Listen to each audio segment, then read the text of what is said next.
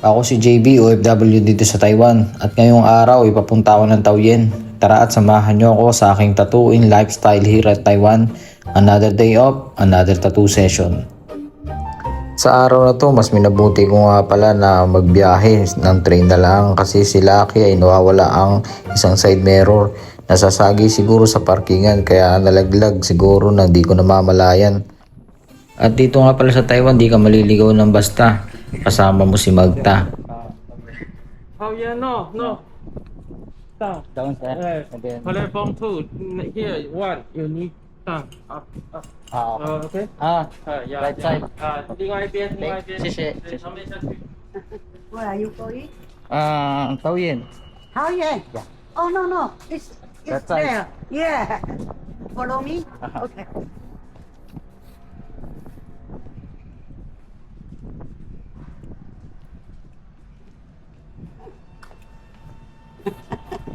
Are you going to Taoyuan? Yeah. It's right.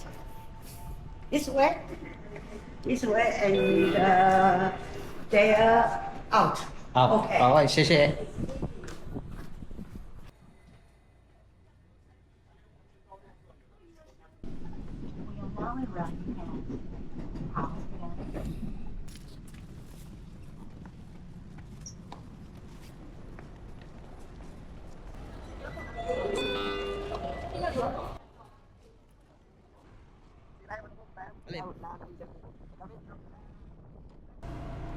At pagkarating ko nga rito sa Taoyuan, sinundo na ako ng aking brad.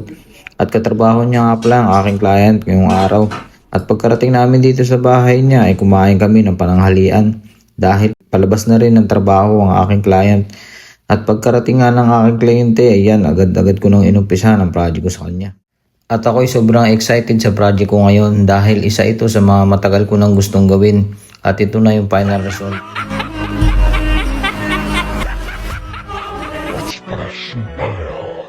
Face.